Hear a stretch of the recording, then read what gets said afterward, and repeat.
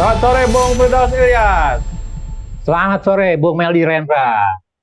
Wah, Hari-hari yang lembam ini, hari-hari berputar lembam kemana-mana, minta ini, minta itu, jajan, jalan-jalan. Aduh, pada jalan-jalan ya. agak susah juga ini. Ini harus pulang Jumatan ke Majestic nih, asik nih. Pasar Majestic ya. Lihat-lihat ini. Tapi udah berbeda. Sekarang Majestic udah beda. udah sepi ya. Sepi katanya sekarang kan, apa? Wah, Ya tapi nggak tahu juga ya. Kalau dilihat dari beberapa publikasi di medsos katanya sepi. sepi ya. Blok M juga sepi, iya. Hmm. Mengalami apa ya?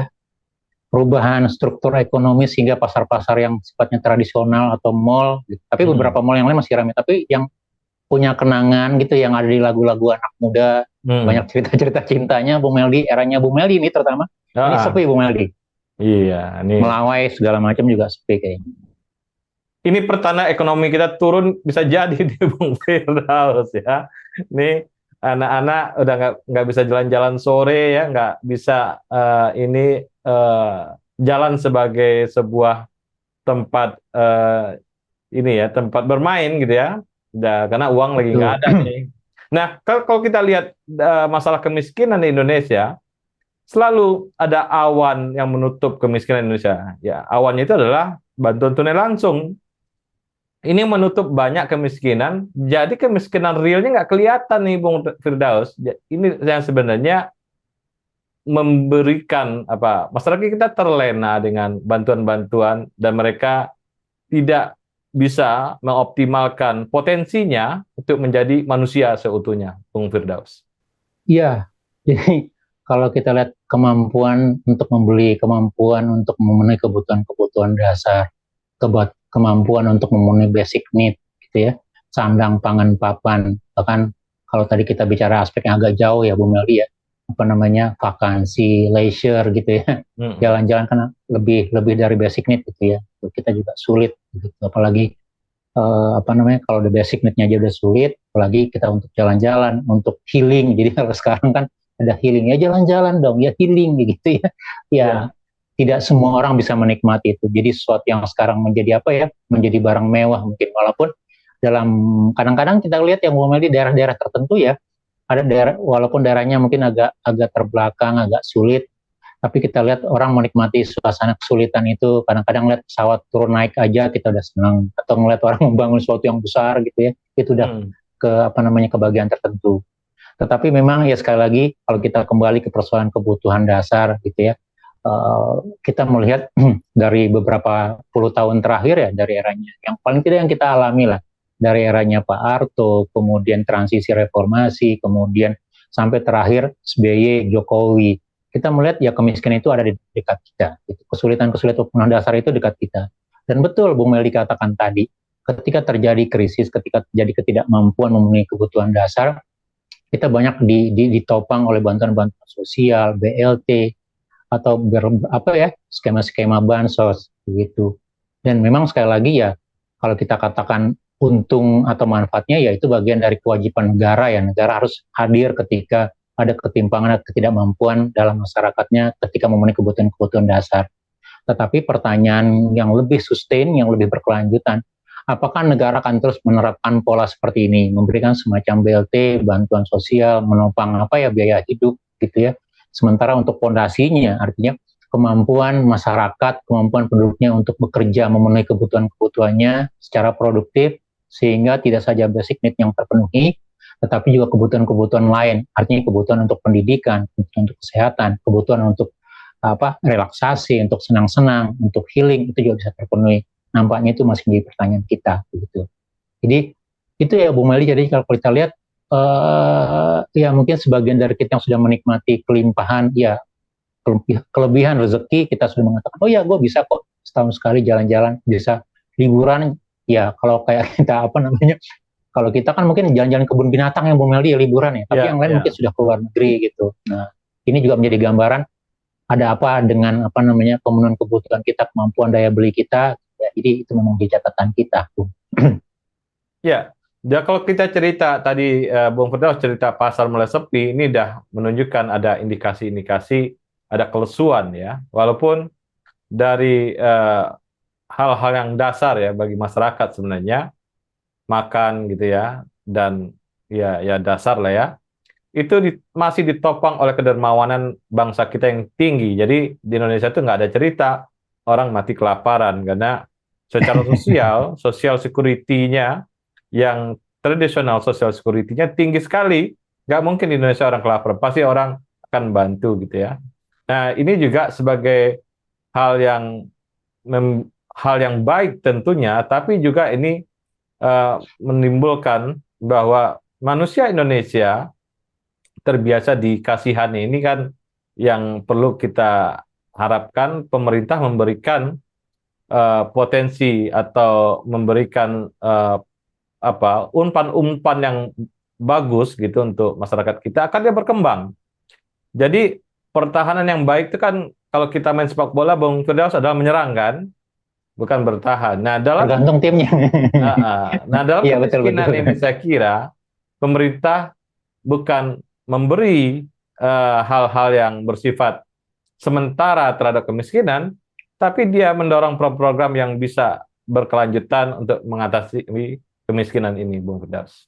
Iya, betul. Jadi kalau dulu istilahnya ketika orang membangun sarana produksi atau apa ya, bantuan ekonomi, jangan berikan ikan, berikan kail begitu. Ya, Nah, kadang-kadang ya kita masih senang memberikan ikan, bantuan sembako segala macam gitu ya. Atau ketika juga ada yang lebih progresif, yang lebih maju memberikan kail, tapi pertanyaannya ada kail tapi tidak ada kolamnya gitu.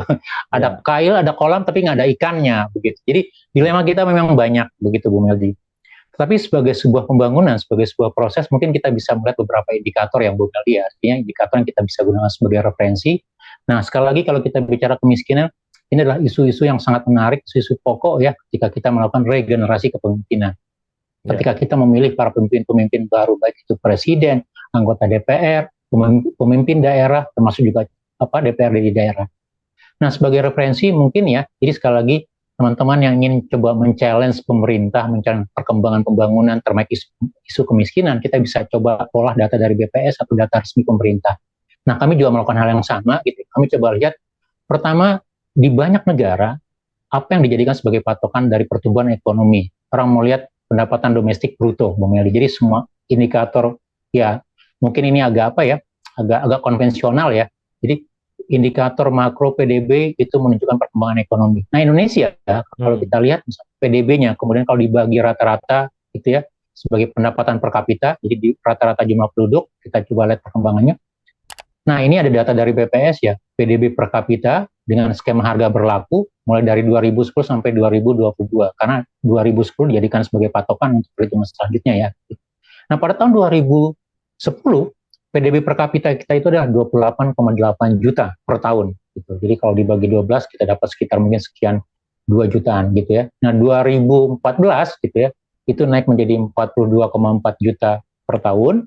Kemudian pada tahun 2022, ini datanya masih agak sementara di BPS, disclaimer seperti itu nilai PDB per kapitanya menjadi 71,03 juta gitu. Artinya kalau kita bicara dari sisi makroekonomi, Bung Meldi ya, ada pertumbuhan ekonomi, ada mesin yang bergerak gitu. Walaupun sekali lagi nanti kalau kita lihat di detailnya, dari mana sih penyumbang-penyumbang PDB ini gitu ya, apakah dari sisi makro rumah tangga, ekonomi rumah tangga, atau dari banyak pemerintah, atau dari skema investasi, atau yang lain gitu. Itu nanti kita harus bedah lebih lanjut. Tapi dari profil makronya ada penambahan PDB Indonesia gitu. Dan mungkin ini juga yang menjadikan pemerintah sekarang, Pak Jokowi mengatakan, oh iya, kita sudah masuk dalam skema negara berpendapatan ekonomi menengah, naik dari middle agak ke atas gitu. Nanti diharapkan akan maju ke depan sehingga maju sebagai negara berpendapatan tinggi gitu. Itu tantangannya gitu. Satu itu. Jadi dari PDB-nya kita mengalami kenaikan.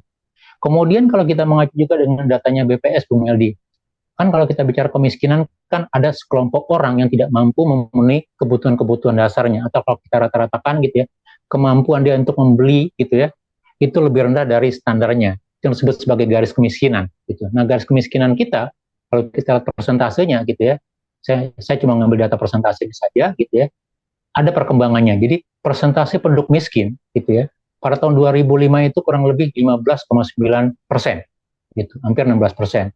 Nah, pada tahun 2014 itu menjadi 10,9%. 9%, dan terakhir pada tahun 2022 menjadi 9,6%. Sekali lagi dari angka-angka kuantitatif gitu ya, ada pergeseran dari 16% 2005 miskin, kemudian 11% 2014, dan terakhir menjadi 9,6% 2022 begitu. Nah, yang menarik adalah ketika kita melihat ketika struktur penguasaan ekonominya dari secara keseluruhan gitu, agregatnya mungkin besar. Nah, pertanyaannya dari agregat besar ini apakah dikuasai oleh segelintir orang gitu ya. Jadi ada teori 20-80, itu kebalikannya 20 pasti menguasai yang 80 begitu. Saya lupa. Ada teori dalam statistik seperti itu gitu ya. Nah, kemudian kita lihat dalam konteks ini apakah dari pertumbuhan PDB kemudian persentase penduduk miskin juga ada ketimpangan atau tidak. Di dalam statistik atau makroekonomi orang menggunakan Gini rasio Gini begitu ya. Nah, kita lihat perkembangannya. Dari 2005 itu Gini rasio kita adalah 0,355, agak lumayan, walaupun sekali lagi kalau kita gunakan makro Bank Dunia atau PBB gitu, itu termasuk apa yang agak timpang gitu. Dari 0,355 2005 kemudian menjadi 0,414 pada tahun 2014, agak sedikit mengalami kenaikan, kemudian agak turun lagi 2022 September menjadi 0,381 gitu. Jadi aspek ketimpangannya masih mendekati nilai 4, 0,4 gitu. Artinya apa? Kita masih lihat dari struktur penambahan PDB, kemudian pengurangan penduduk miskin, itu lebih banyak ditopang oleh penguasaan ekonomi pada sekelompok orang, segelintir orang itu.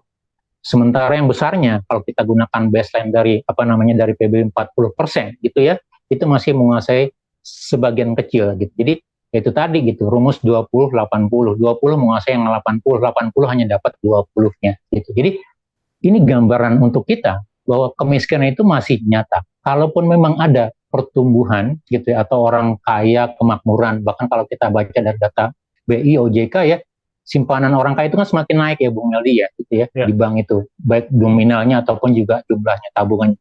Tapi siapa yang memiliki itu? Kayaknya bukan sebagian besar rakyat Indonesia. Gitu. Jadi itu catatan makro pertamanya. Ya, jadi memang data-data ini harus kita cek di lapangan, Bung Firdaus, bagaimana korelasinya dengan fakta di lapangan ya. Nah, ini kan betul. Saya lihat kan tertutup oleh bantuan tunai tadi dan juga tertutup oleh kedermawanan orang-orang kita. Kan ada juga orang di Jakarta yang setiap hari bagi-bagi makanan itu ada aja kan. Ya. Ini betul, yang betul. memperlihatkan Hari Jumat gitu ya, itu juga ya. banyak memberikan penganan atau apa, betul. Nah, ini data-data ini kita harus jelaskan bahwa pola-pola yang dipakai oleh pemerintah sebenarnya hanya untuk kondisi-kondisi yang kondisi-kondisi yang tidak normal saja. Ketika kondisi normal, sumber daya manusia Indonesia harus dinaikkan secepatnya gitu ya, untuk meningkatkan kualitas hidup manusia Indonesia gitu. Sehingga manusia Indonesia ini nggak lembek, manusia Indonesia ini punya kekuatan, punya potensi yang berbeda, sehingga ini menjadi nilai tambah dari uh, Indonesia sendiri, baik nilai tambah secara sosial atau nilai tambah secara ekonomi, Bung Firdaus. Iya betul. Jadi sekali lagi kalau kita coba mendorong bangun manusianya, bangun jiwanya, bangun badannya, bangun raganya. Jadi itulah untuk Indonesia Raya. Kalau kita mengutip lagu Bung Meli. Jadi lagu itu sudah kurang lebih kira-kira sudah memberikan kira-kira arah pembangunan kita seperti apa begitu. Nah, memang sekali lagi kalau kita bicara dari data-data makro, data-data di permukaan ya, data-data kuantitatif ya, kita lihat ada tren yang baik ya. Artinya ada pergerakan. Ekonomi ini bergerak walaupun ada krisis, ada Covid ya. Ya, artinya sebagai contoh PDB kapita kita dari 2010 yang hanya 28,8 juta menjadi 7,1 2022. Artinya itu kan bergerak ya Bu Meldi gitu ya. Kemudian kalau kita lihat dari penduduk miskinnya juga turun gitu ya. Dari yang tadi persentasenya mungkin dari sekian belas persen kemudian turun menjadi di bawah 10%. Itu juga salah satu gambaran makronya begitu, termasuk juga rasio ketimpangannya. Nah, yang menarik adalah seperti yang Bu Meldi katakan tadi, ketika kita ingin bangun lebih banyak, lebih jauh, lebih sustain, kita tidak ingin, kalau saya gitu ya, saya tidak ingin nanti anak saya sama atau lebih buruk dari saya. Saya ingin anak saya lebih baik dari saya tadi. Ya, artinya apa? Saya harus mendorong dia, memberikan pangan yang baik, gizi yang baik, nilai IPM-nya. Kalau kita bicara IPM, ini pembangunan manusianya harus lebih baik begitu. Harapannya nanti dia menjadi lebih baik dari orang tuanya, mendapatkan pekerjaan yang lebih layak, mendapatkan penghasilan yang lebih layak, memberikan nilai tambah, added value untuk dirinya atau untuk keluarganya atau untuk bangsanya. Itu harapan kita, Bung Meli. Nah, Ya. kalau kita lihat potret kemiskinan kita nih, Bung Meli. Jadi sebenarnya dari potret ini kita kelihatan ya kira-kira persoalan kita apa. Kalau kita katakan tadi ada di balik pertumbuhan itu ada persoalan kualitas yang harus kita kelola. Pertama kalau kita bandingkan ya antara rumah tangga miskin dengan yang tidak miskin, Bung Meli. Pertama untuk rumah tangga miskin itu memiliki jumlah tanggungan yang lebih banyak dibandingkan yang tidak miskin. Saya ambil contoh misalnya untuk 2013 itu tanggungannya hampir 5, sementara yang tidak miskin itu di bawah 4. Jadi 4,9 rata-rata untuk yang rumah tangga miskin gitu ya, sementara yang tidak miskin itu hanya 3,8 tanggungannya. Nah, ketika 2022 gitu ya tetap sama, yang miskin tetap sama hampir 0,48, sementara yang tidak miskin itu agak turun 3,6. Artinya apa? Jumlah tanggungan ya ini kita berdebat lagi ya, apakah dengan ketidakmampuan ekonomi gitu ya, banyak anak banyak rezeki gitu ya, apakah itu masih berjalan atau tidak? Itu satu kondisi begitu. Nah, kemudian yang paling penting kalau kita lihat dari aspek pendidikan, Bu Meldi, bahwa rata-rata gitu ya, rumah tangga miskin itu, baik itu pada data 2013 atau data 2022, itu banyak, jadi rumah tangga miskin itu memang dilatar belakangnya secara demografi dari tingkat pendidikannya yang rendah. Jadi kalau kita katakan yang tamat SMA dan perguruan tinggi, yang rumah tangga miskin itu hanya tidak sampai 8%. Berbeda dengan rumah tangga yang tidak miskin, gitu ya, yang tamat SMA dan perguruan tinggi itu hampir lebih dari 33%, gitu. Itu data 2013. 2022 naik lagi. Jadi walaupun ada kenaikan gitu ya, rumah tangga yang tidak miskin, yang tamat SMA ke atas termasuk perguruan tinggi, itu hampir 40%. Sementara rumah tangga miskinnya hanya di bawah 20%, gitu. Artinya apa? Pendidikan menjadi salah satu pendorong orang untuk melakukan mobilisasi vertikal. Dari yang tadinya misalnya berubah gitu ya, punya penghasilan terbatas, tidak punya inovasi, tidak punya pilihan-pilihan hidup, gitu ya, tidak punya apa namanya, dengan pendidikan dia bisa memperbaiki gitu ya, menciptakan inovasi baru, lapangan kerja baru, atau kerja sesuai dengan kebutuhan-kebutuhan yang ada di lapangan pekerjaan gitu. Jadi yang kita lihat bagaimana mendorong pendidikan menjadi lebih baik, lebih berkualitas itu penting untuk membangun tidak saja IPM, tetapi juga tingkat kesejahteraan masyarakat begitu. Nah, yang kedua kalau kita lihat dari sumber-sumber pekerjaannya, Bung Meldi. Jadi kalau kita lihat ya, rumah tangga miskin itu lebih banyak tergantung pada sektor pertanian, Bung Meldi, 53%. Sementara yang tidak miskin pada tahun 2013 itu hanya 30%. Jadi mostly orang yang tingkat kemampuan ekonominya di bawah garis kemiskinan itu berada pada sektor-sektor pertanian gitu. Nah, data 2022 juga sama. Jadi bahwa yang miskin itu masih 50%, 49,9% itu berada pada sektor pertanian, sementara yang tidak miskin itu 31%. Nah, tidak miskin itu lebih banyak pada industri dan lainnya. Nah, kalau kita berkaca di materi sebelumnya, Bu Meldi, materi ketahanan pangan, materi apa namanya rente pangan, kita lihat dari sebagian besar orang yang berebut di lahan pertanian, gitu ya, menopang hidupnya dengan pertanian, tapi dengan lahan yang produktivitasnya rendah, gitu ya, kepemilikan lahan kecil, struktur biaya yang tinggi, artinya apa? Dia tidak akan bisa menghasilkan nilai tambah, begitu. Maka jangan kaget kalau kita selalu membaca data statistik, nilai tukar petani itu selalu di bawah 100. Itu artinya apa? 97%, 96%. Artinya apa? Inputan pendapatan dia itu tidak seimbang dengan biaya yang dikeluarkan. Artinya apa? Nilai tukarnya mengalami selalu defisit terus, mengalami penurunan. Gitu. Dan itu yang mendorong kemiskinan di kita. Gitu. Jadi yang kedua, ya lagi saya bukan dalam apa namanya, kita sebagai orang biasa melihatnya. Yang kedua yang harus didorong adalah bagaimana mengintensifkan sektor pertanian yang menjadi penopang sebagian besar masyarakat Indonesia. Artinya dia lebih produktif, lebih memiliki nilai tambah, lebih menghasilkan, sehingga kita bisa berkompetisi misalnya dengan produk-produk dari negara lain gitu ya, dengan Cina, dengan Vietnam, segala macam. Dan itu bisa memberikan keuntungan untuk petani gitu. Paling tidak dua hal itu yang saya lihat. Kalau kita mau jadikan beban, jadikan apa ya, PR untuk pemerintah ke depan gitu ya, membangun keseriusannya, membangun konsistensinya, sehingga kita tidak hanya mendapatkan data-data makro di permukaan, kita tidak hanya melihat, oh ya orang yang bergantung dari BLT, dari Bansos, tapi juga orang memang punya kemandirian gitu ya, untuk sejahtera, untuk maju. Jadi memang Tuhan gitu ya, menciptakan Indonesia ini kaya raya, makmur gitu ya, dengan segala fasilitas kekayaan alamnya. Tapi itu juga menjadi tantangan kita, kita kurang kompetitif, kita kurang kreatif gitu. Nah, dengan pendidikan, dengan kesehatan, kita harus menjadi lebih kreatif, lebih kompetitif, lebih berdaya guna. Begitu, Bung Meldi. Bung Firdaus, ideologi boleh marhen, tapi rakyat tidak boleh jadi marhen terus-menerus. Terima Betul. kasih, Bung Firdaus. Sama-sama, terima kasih, Bung Meldi. Selamat berlibur, salam Indonesia bersih. Salam Indonesia bersih.